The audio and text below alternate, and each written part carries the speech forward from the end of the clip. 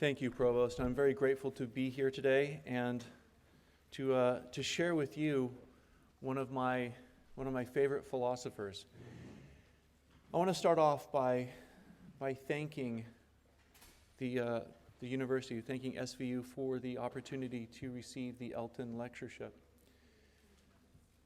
In the 13 years that I've been here at SVU, if you count 3 book reviews, I've had 12 peer-reviewed publications, and I couldn't have done that without the support of the institution and my family. So I want to thank both my family and SVU for their support.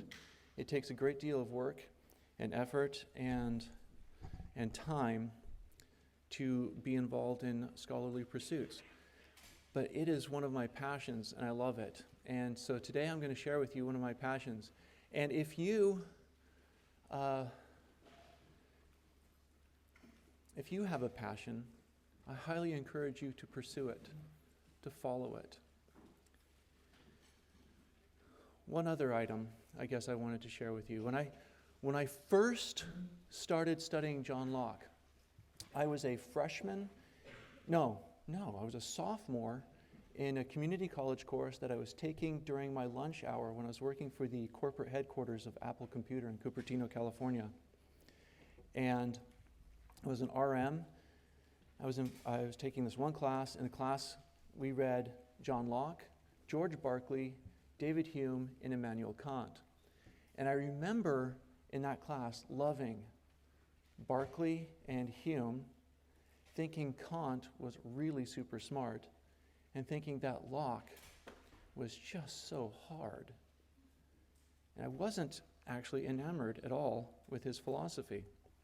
But as I studied philosophy longer and further, the topics that I was most interested in always went back to Locke. And I remember the day when this happened, I thought to myself, I have got to understand Locke better. And so I went back and started studying John Locke, reading him on my own, and then I took a graduate seminar where the topic was Locke, and I realized that my first introduction to the subject wasn't a good representation of who he was, and I was now in a place where I could understand him better. And so I want to tell you a little bit of the story of some of the things I've learned about Locke and why I like him. And Locke, of course, is a student of the liberal arts. And if you were to ask Locke about why he studied the liberal arts, I believe his answer would be that the liberal arts, the arts and the sciences, are formative for the kind of person we ought to be. And he would give 2 reasons. We study the arts and the sciences. We study philosophy and nature and theology. We study them for theological and moral reasons. And I'll explain that to you later. But he would have given theological and moral reasons for why we study the liberal arts.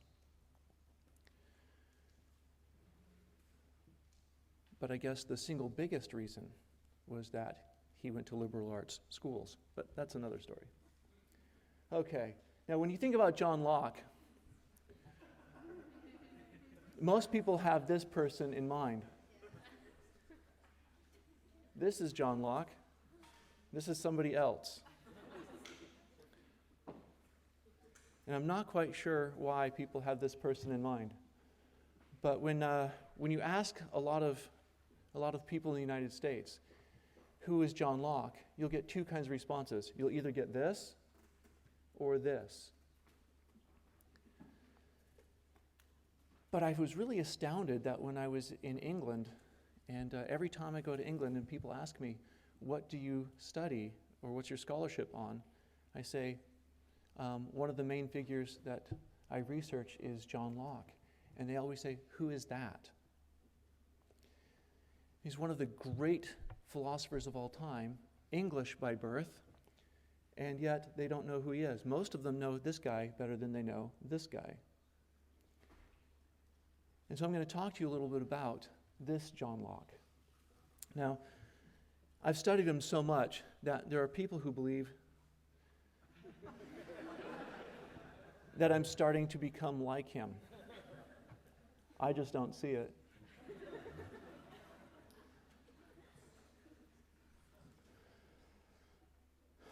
Briefly, Locke is from England. He was born in 1632. His parents were Puritans, and his father was a low-born country attorney. Interesting thing about his parents, though, is that during the English Civil War, his father was a lieutenant in the Puritan army. He ended up performing very well as a soldier, and Lord Ashley Shaftesbury asked John Locke's father, he said, you served well as a soldier. What kind of favor can I do for you in return for your service as a competent lieutenant? And he said, my son Locke is really bright. I would like him to be able to receive a university education. Could you recommend him to Westminster College? And he said, absolutely. So Locke went to Westminster to study, and that's where he got part of his education. We'll go back there. This is a picture of me. So this is Locke. That painting right there is where that picture came from. That's me standing next to it. I have that I'm really excited about being a nerd pose. I think Dr. Dransfield took that picture of me. The people there, this is at Christ Church College. This is the dining hall. If you've ever seen Harry Potter and you've seen the Great Hall, this is where that is. And of course, that's where you'd have a picture of Locke. It's actually right next to, if you see on the right there, that's Professor Flitwick. So this is me getting my picture taken by Dr. Dransfield, and one of the person who is actually in charge of Christ Church College refers to this painting of Locke as the posthumous painting. Thank you. Okay, this is Locke's everywhere, though. There's no reason why we should be ignorant of this man. He's everywhere. This is a bust of Locke at the Long Library at Trinity College, Dublin, and so I had to get my picture taken there, too. And if you look really carefully, I'm also in the restricted section of the library. There's a statue of Locke out in front of University College London, which is nice, but if you go to University College London, the one thing you have to visit is the taxidermied body of Jeremy Bentham. I'm just saying. He's stuffed and in a cabinet. You got to see it. Next to this University College statue of John Locke, the Royal Society of the Arts in London also has a statue of John Locke because he was a member of the Royal Society of the Arts. The Royal Society of the Arts was a scientific think tank, and it was where the best and the brightest of England got together and discussed their research into the arts and sciences. There's a statue of John Locke. This is a replica of the statue of John Locke at the University Library for Christ Church College at Oxford. And the reason why it's there is because it was commissioned by somebody who was not related to Locke, but whose last name was Locke. And he commissioned a statue of Locke for the library because John Locke was a scholar at Christ Church College. He was one of their faculty members. And the statue took something like 20 years for the college to pay for. And when they actually ended up paying it, one of the librarians showed me the ledger. They shortchanged the artist. Locke would have hated that. He was very careful with his money. I'll tell you more about that later. But this is me next to the statue. I've got that I'm happy to be a nerd pose again. I wear a scarlet, and sometimes you can see it. So Locke went to Westminster School. He went on to Christ Church College, Oxford. He graduated with a bachelor's and then a master's degree. This is what Christ Church looks like on the outside, what it used to look like on the outside. This is what it looks like on the inside, and you'll notice Dr. Dransfield is also taking a photo. This is a meta photo. I'm taking a photo of Dr. Dransfield taking a photo.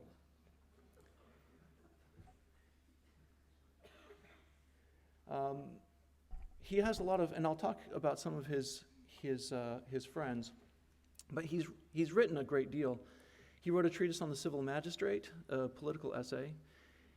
As part of his position as censor of moral philosophy at Christ Church, he also wrote the essays on the law of nature, and these were actually addresses given by him when he was in residence as a faculty member at Christ Church. He started collaborating with Thomas Sydenham in medical research, and most scholars credit Sydenham for creating the Locke that we know today. It was with Sydenham that he began what we think of as an empirical approach to disease and medicine. And a lot of Sydenham's principles in the empirical method of medicine were adopted by Locke for the rest of his life. He moves to London, and he writes an essay concerning toleration. That essay concerning toleration was published anonymously. He also becomes a member of the Royal Society, where he joins and starts rubbing shoulders with some of the great minds of the period. Under the supervision of Lord Shaftesbury, again a longtime family friend, Locke writes the Fundamental Constitution of Carolina. Well, when you say he writes it, he was a member of a committee, but he was one of the most important members of that committee. And while they were writing it together, Locke insisted that the Constitution of Carolina, this is, if you've ever heard of North and South Carolina, this is what we're talking about. When it was a colony, he was on the Board of Trade. Locke was on the Board of Trade, and one of the things that he did was help construct this constitution for the colony that is now North and South Carolina. And one of the things that he insisted on is that the Carolina colony have religious liberty, that the right to participate in religious services and religious practices and religious denominations be preserved for the citizens. Now, even though he had graduated with a master's degree already, he also graduates with another bachelor's degree in 1675, and his second bachelor's degree is called a medical degree. So an MB is actually a medical bachelor's. It wasn't until later on that a doctorate in medicine, an MD or a DO, became the degree for physicians. He actually graduated with a bachelor's in medicine. And in a brilliant stroke of quackery, he ends up saving Shaftesbury's life. Lord Shaftesbury had an abscess on his liver, big, huge abscess on his liver, and it was causing him a great deal of discomfort. And it's something he could very easily die from because there were no antibiotics during the 17th century, so there's no way to fight an infection. And so Locke comes up with this brilliant idea that I would never have let him try on me. And he takes this big, long, thin, silver tube, sharpens it extremely finely, inserts it into the abdomen of Lord Shaftesbury, and probably said something like, "This will hurt you more than it does me." Inserts it into the abscess and drained it. I can't imagine what that must have smelt like or felt like, but it was awesome. And it saved his life. And so Lord Shaftesbury said he credits Locke for saving his life, and interestingly enough, that very act puts Locke's life in jeopardy. Shaftesbury ended up being on the wrong side of the wrong side of Charles II. I'll get to that in just a second. I've got some pictures to show you. So Locke also writes his first draft of the Essay Concerning Human Understanding, and he wrote this first draft, and he starts off in the draft of the Essay Concerning Human Understanding by addressing an issue about the nature of knowledge and how it relates to language. And it's a fundamental shift in our way of thinking about language and knowledge, and it's brilliant. It's a very short work, and he said in his preface to the essay concerning human understanding, he said that he wrote it while he was anticipating meeting with some friends to discuss the nature of morality and theology. In order to discuss the nature of morality and theology, and then he goes on to say that these are the two subjects that we are most interested in getting right because they dictate the way we ought to live. In order to have a discussion on that, he starts with a treatise on language and knowledge. So he had a very fundamental approach to this issue.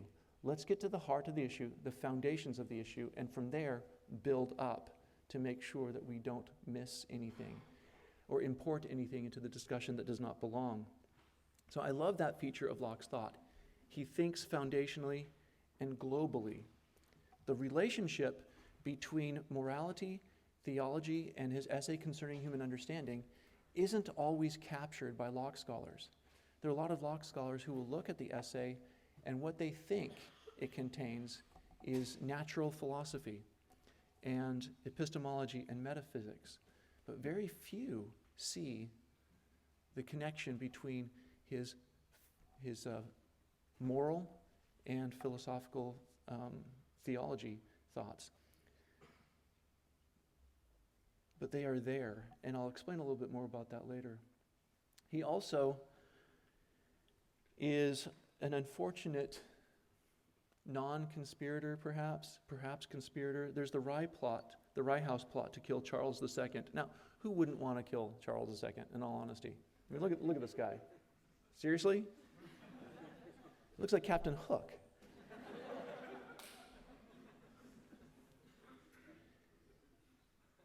And that's kind of a superficial analysis. But anyway, there are a couple of people who are planning to, get rid of the king. And one of them is staying at a place in London that Locke arranges for him to live in. And another one is Shaftesbury. And Locke's associated with both of them, and somehow, for some strange reason, the king takes exception to that. I don't know why. He's a little touchy. So, Locke had to flee and went into exile in the Netherlands. And the Netherlands is where people used to go so they could do things that nobody would allow them to do anywhere else. Happily, things have changed. While he was in the Netherlands, and he lived under an assumed name and didn't give out his address to anybody when he left. And this will come up later as a part of a tragedy, which is cool. But he was in hiding in the Netherlands. And while he was there, Charles II sends this letter to Christ Church College, Oxford, essentially firing Locke, saying, "You are no longer an employee of the Royal College at Christ Church." So he got fired after getting kicked out of the country. And when I was at the library there at Christ Church, I mentioned to the librarian that I was a Locke scholar, and she said, "Hold on, you've got to see this." And she pulls out this letter and shows it to me. And of course, I geek out. That's how I got that picture. That's me taking the picture. So this is another meta picture. And these are some of my students around me, and that's Philip Tutil. When it comes to Christ Church, he's in charge. And it was a fun experience for me to read that letter. But he was told that he was no longer an employee of the college. And while I was there, the librarian invited me to write an article for their newsletter on Locke and his relationship to Christ Church. So he's expelled from Christchurch by royal command. His first draft, what's called the abrégé of the Essay Concerning Human Understanding, is later published. He returns to England on the boat with Queen Mary. So Locke's on the same boat with Queen Mary as he returns to England just after the William had basically kicked out Charles II. And on that boat, he also runs into, people of all people, Sir Isaac Newton, who's also a member of the Royal Society, and the two of them become friends. Now, it's hard to describe friendship with Isaac Newton because Dr. Sheldon Cooper makes Sir Isaac Newton look good. No, it goes the other way around. Newton was hard to be friends with because Newton was the world's biggest fan of Newton. Newton was a huge fan of his own work. And people always say that there's this self-deprecating letter that Newton wrote where he said, "Oh, if I've seen further than other men, it's because I'm standing on the shoulders of giants." Oh, look how humble he is. No, he wrote that letter to a hunchback. Yeah. Newton was not neighborly. But Locke became friends with Newton, and the two of them did actually a lot of things together. And one of Newton's biggest complaints about Locke is that Locke kept trying to get Newton to go dancing. Not with him, but with women. Locke liked dancing with women, Newton didn't. So when he also wrote a letter concerning toleration, an essay concerning the essay concerning human understanding, and the two treatises of government were all published after Locke returns back to England after the ascension of William and Mary. And you'll notice that they're all really quick succession that they're published. In fact, the essay concerning human understanding is published in December of 1689, so it's the very end. The two treatises of civil government, however, were published anonymously because it's a capital crime to publish the treatises, and I'll explain that in just a little bit. Locke eventually lives at the estate at Oates.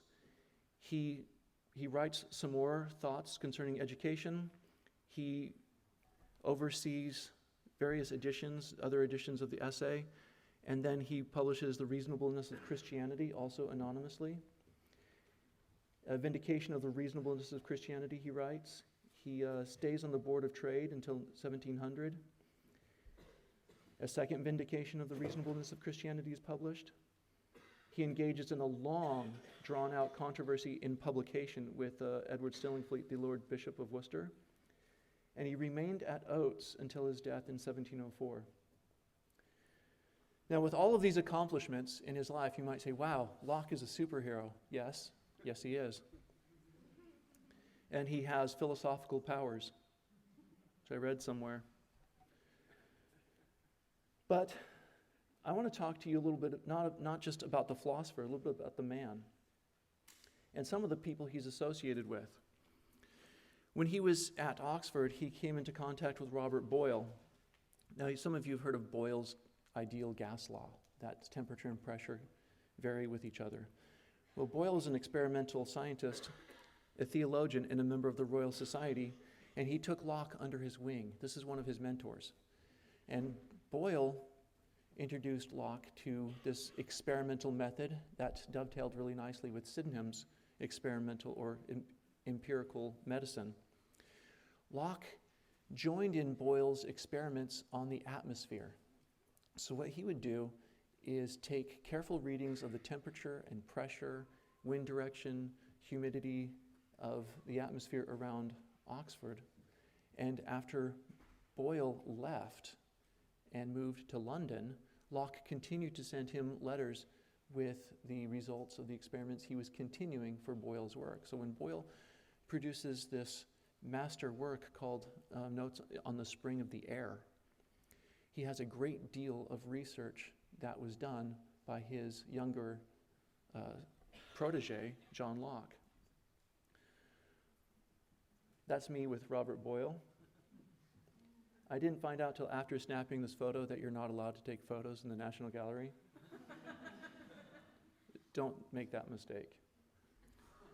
This is Isaac Newton and Samuel Pepys. My wife made me promise not to make a cheap joke about Samuel Pepys' name, so I won't. But believe me, it wasn't funny anyway, so she saved me.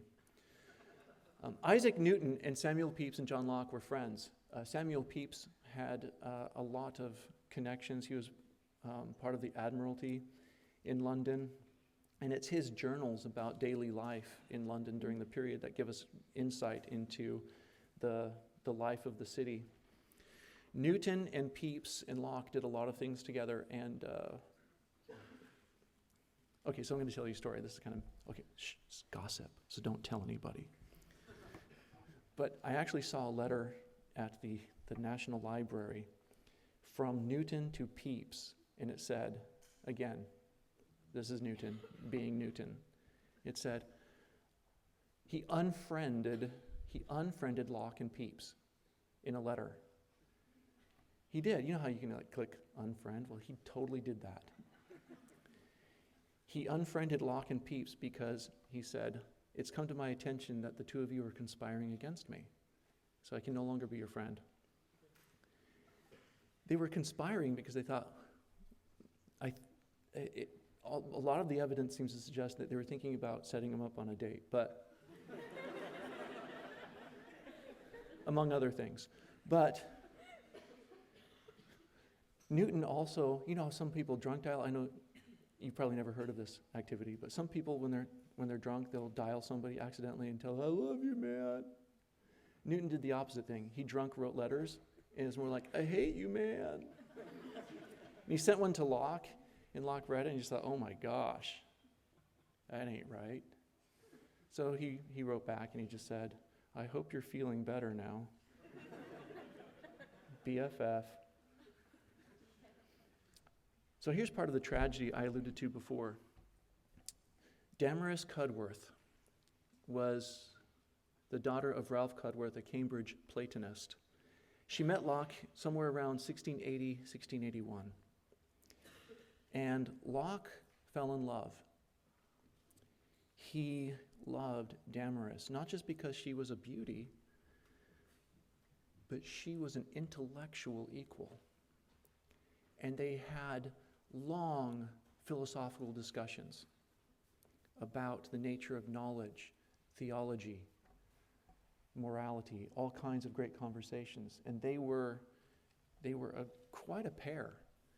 They would send letters to each other. Now, they would send philosophical letters back and forth to each other. They would also send love letters back and forth to each other. But Damaris was from a different social class than Locke was. And they could never be married, but their lifelong friendship extended all the way until their death. She was actually the first published female philosopher, and she credits a lot of her inspiration for that to her friendship with John Locke.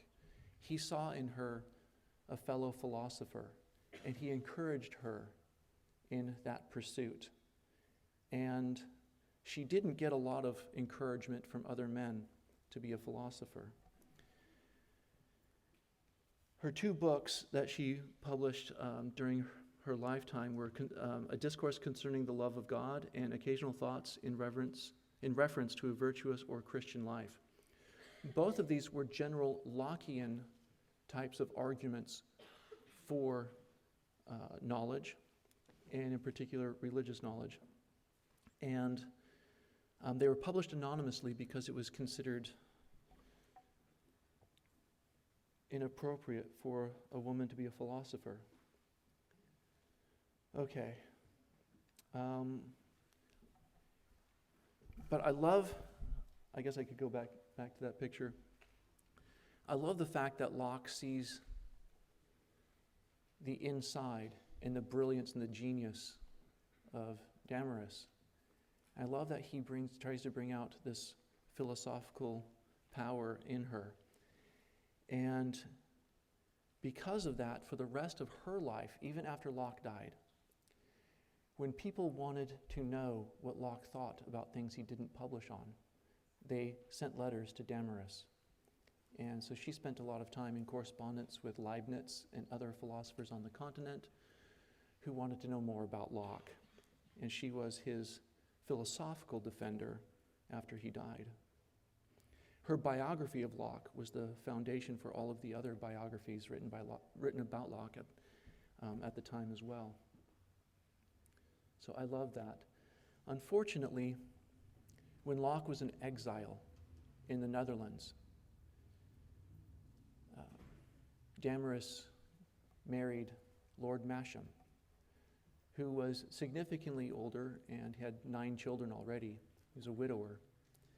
And so, of course, it was a foregone conclusion that she and Locke could never marry. But when Locke came back from out of exile, of course, he was a much older man at this time. He comes back from exile. He's invited to live at the Oates estate, which is owned by the Lord Masham. And so he continued this lifelong friendship, although you should know it was nothing naughty happened. Okay, so I like to think of Locke as a student of the liberal arts. He earned a bachelor's of arts, a master of arts, a bachelor of medicine, and he was a lifelong learner. He spent his whole life, you look at that train of publications of John Locke, he was writing until he died. He was researching, and he was engaged in scholarship until he died. When I went to the Bodleian Library to do some research on some of the articles that I've written on Locke, they took me to the Duke Humphreys reading room, which actually is where the restricted section of Hogwarts was filmed. And it was amazing. I was in this forest of tomes, books this big, leather chained ones to the table. And they said, "What can we get you?" And I said, "I would like to see Locke's notebooks." He kept these commonplace books where whenever he was studying somebody else's writings, he had a notebook, and he would write out what this person that he was reading was saying, and he kept careful, organized notes of all of the things he was reading. He was a real student. He wanted to organize and think about what he was reading. And then, one thing that fascinated me was that his notes were not always in English. He invented a shorthand, which made it hard to read some of his notes. But when he was reading a work that was written in French, his notes in his notebooks were in French. When he was reading a work that was written in Latin, his notes in the margins of the books themselves and in his notebooks were in Latin. He had a number of long passages in Greek and Hebrew that he had written in his notebooks. And I found this really interesting passage in one of his notebooks where several pages where he'd been reading Don Quixote in Spanish. And some of his notes were in Spanish. And I thought, this is fantastic. This is a real scholar. He was also interested in science, in politics, economics, medicine, language, theology, and philosophy. He wrote on all of these subjects. And it's because he wrote so much on all of these subjects that he's studied as one of the towering figures of the Enlightenment. But he's not just a one-trick pony. He doesn't think of his political or scientific, philosophical, economic, medical, semantic, theological, or philosophical works as being disconnected.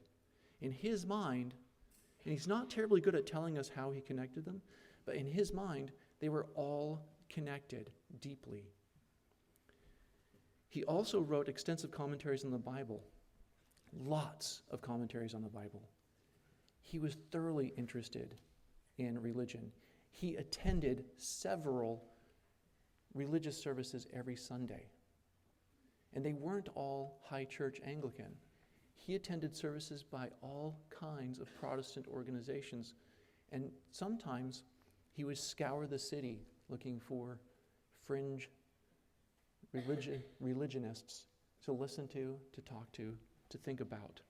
His library was full of the writings of theologians that he had studied carefully. I'll talk more about his religious iconoclasm. To this day, when you go to Christ Church College Cathedral, where you see this plaque that says, John Locke, 1632 to 1704, Westminster scholar, censor of moral philosophy. And the quote that they leave here for him is, I think, ideal. He says, I know there is truth opposite to falsehood, that it may be found if people will, and is worth the seeking. Locke lived his life in the pursuit of truth. He wanted to know what the truth was, and he wanted to let other people know that it was worth seeking. And that's me. I know, I'm sorry, I had to. I don't know whose foot that is, but they're in my picture. Locke was concerned about education. He took education very seriously. And he didn't enjoy the education he actually received. He studied a whole lot of the Greek and Latin and medieval philosophy of Aristotle. Wasn't terribly pleased with all of it.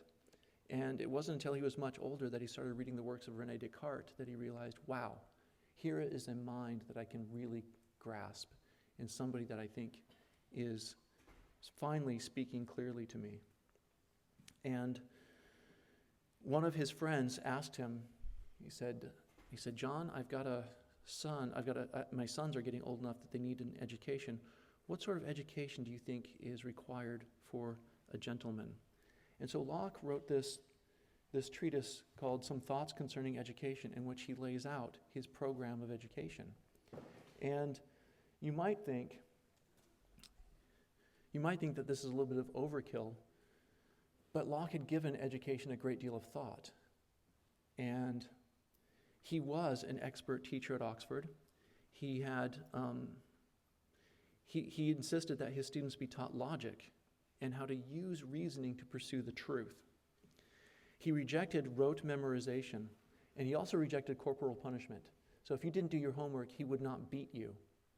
But since I teach karate, I have a different standard. I think it provides a dual sort of training. He thought that students should be engaged in the subject and practice of what they were taught. They shouldn't just learn what other people had said, but they should be engaged in it, doing and participating in the discipline. He thought that children should be allowed some self-direction in their education to pursue their interests. We have majors and minors. We have the liberal arts major. We do have ways in which we now think about how you can pursue your interests in the curriculum. And Locke thought that something like that would be important for our personal education. He thought that morality is a key component to the proper education. He thought that being a virtuous, responsible, accountable person was key to being an educated person. And I want to expand on that a little bit. In the early modern period, how do I put this? In the early modern period, one thing that you would hear frequently from some of the great minds of the day, including Locke and including Boyle, and many theologians of the period, is they would say that God has written 2 books. And in order for us to be disciples and to be educated, we must read the 2 books of God. Well, book number 1, of course, would not be unfamiliar to us. It's the Bible. The Bible needs to be studied in order for us to be students of God's interaction with humanity. The second book that God wrote that we must be students of is nature. God created nature. And everything around us is His handiwork. Your body, your mind, the earth, and all of the things that live in it, and all of the things that are around it are the work of God. That's His book. And as we study His work directly, it brings us closer to God, expanding our mind. And if we study these two books appropriately, we will have to acquire discipline, intellectual and moral discipline, in order to study appropriately, to exert that energy, to acquire knowledge, to logically, rationally approach the study of these two books. And he thought that one of the outcomes of this process of studying the two books of nature is that we become moral. We become educated. We become rational. We become seekers of truth. And so the liberal arts education in the pursuit of the arts and letters and sciences is fundamentally, I think, in the minds of people like Locke and Boyle, is a way of creating a whole person who is connected to the truths of God, who has discipline, who is moral and logical, and who understands that being a whole person is the goal of an education, not simply being an instrument for the pursuit of one or two goals in life, but for becoming virtuous in the sense of truly excellent. So morality is a key component to the proper education. And he focused on teaching virtue without authoritarian methods, without corporal punishment. And he thought that industry and a moral compass in his students, this self-motivation of industry and the moral compass of knowing right and wrong and be willing to pursue it, would make his students honorable. One thing he also did is he insisted that his students learn how to account for their money. And he did not think that this was insignificant. He said, if you do not know how to account for your money, where you're spending it and what you're doing with your money and your time, you're not a disciplined person. And you will find yourself becoming a slave to money or debt. And so if you look at his notebooks, he kept track of every single thing he ever spent. Extensive notes on where the money went. And he spent a lot of money on books. But he knew exactly where that money was coming from and knew exactly where it was going. So I highly recommend spending your money on good books. The essay concerning human understanding is a masterwork. It's, again, one of the towering works of the Enlightenment period. In it, of course, he argues that scientific taxonomies of species and genus, etc., are arbitrary, that no knowledge of individual causes in nature is possible, and so no general account of natural kinds that would be the kinds of things that would give us species and genera is possible. And so he didn't think that this was one of the things that we had knowledge of. And this was a direct attack against some of the people that were most influential in the sciences of his day. But it's interestingly true that in the 21st century, most zoologists and biologists take Locke's conclusions to be not just true, but very important. In the essay, he also addresses issues of language and meaning, and I'll get to some of these. But he connects the meaning of words to the concepts or the ideas that we possess in our mind and how they get together. And one of the ways in which people understand or misunderstand each other is that if you don't have the same ideas attached to the same words, you're not going to get your meaning across to somebody else. But the insight here is a brilliant insight, and that is that language is a public instrument, meaning is a private interpretation of that instrument, or private usage of that instrument. I'll talk more about some of his theological iconoclasm. The two treatises of government he also published anonymously. The first treatise of government argued that there's no divine right of sovereigns. There is no divine right of kingship. You can see why this was published anonymously, because it's considered a capital crime to say to the king, you don't have a divine right. The second treatise of government also argued that what makes a government legitimate is its willingness and ability to protect life, liberty, and property. And that if a government doesn't protect life, liberty, and property, then there is a right of rebellion among the citizens. Well, you can see that that does have a direct correlation to some of the things that you, as traitors against the crown, take very seriously. In his letter concerning okay, so here I'm at the end. I must sum up.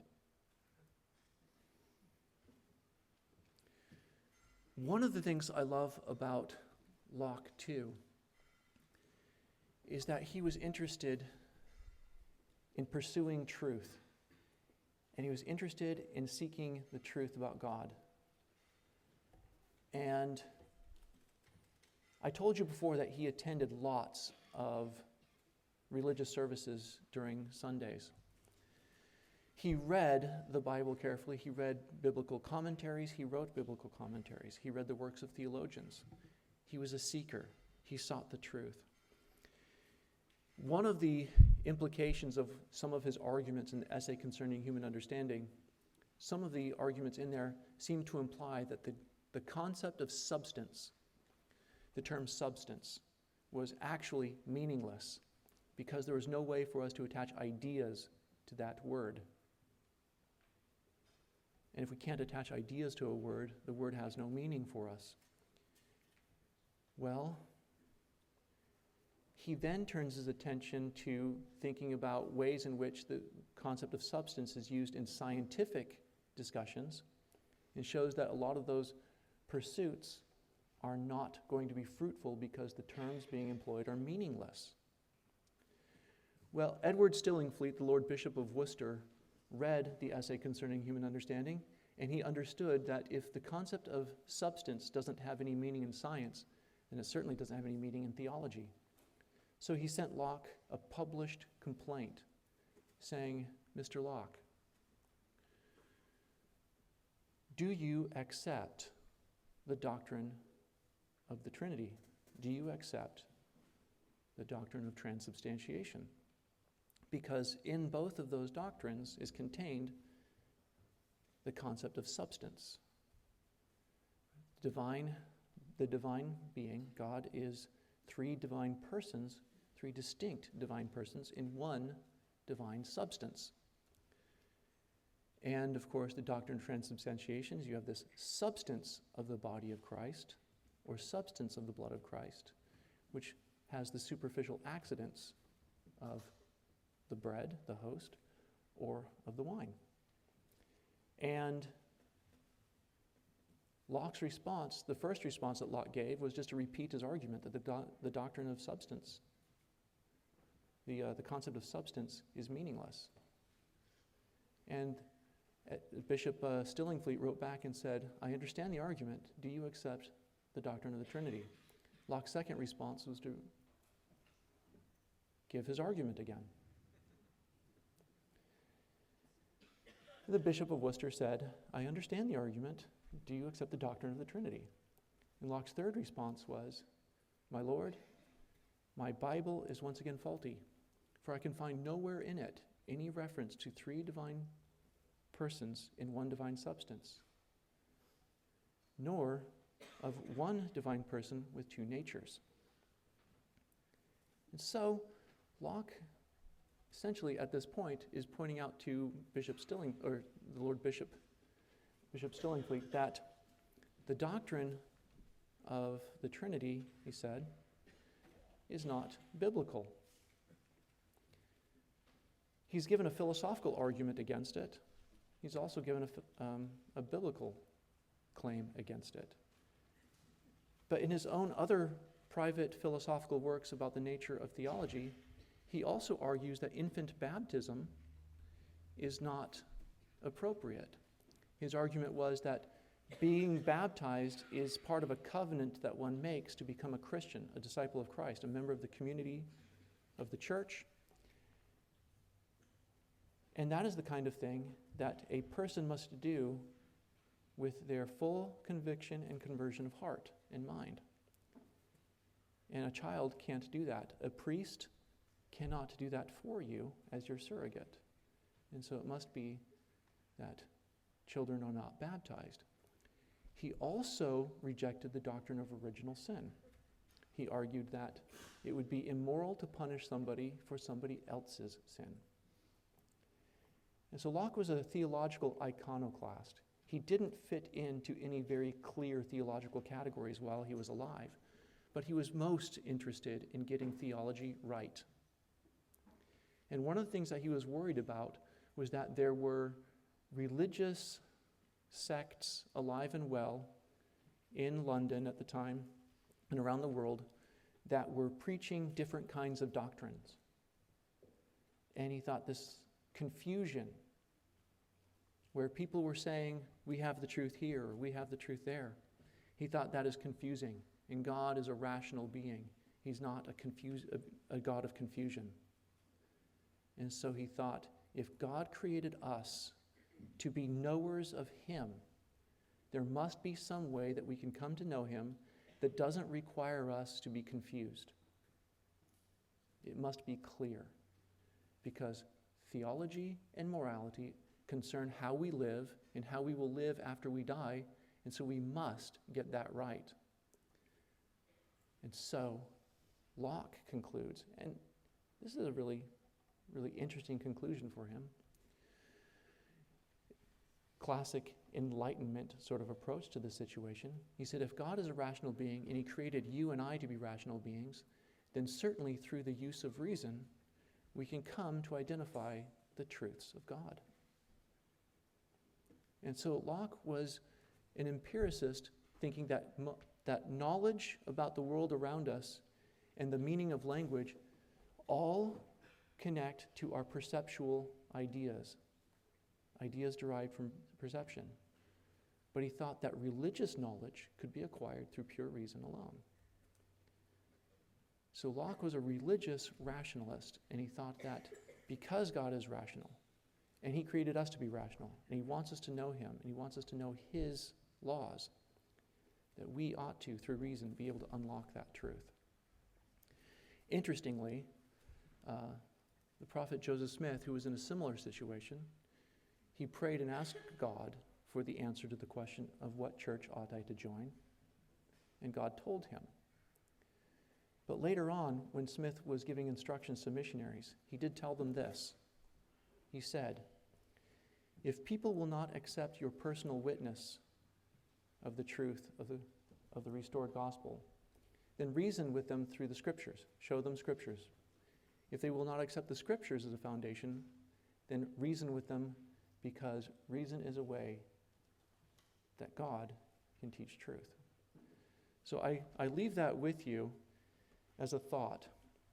You and I are seekers. We seek truth. We're receiving a liberal arts education. We're being educated in the most important skills and knowledge content available.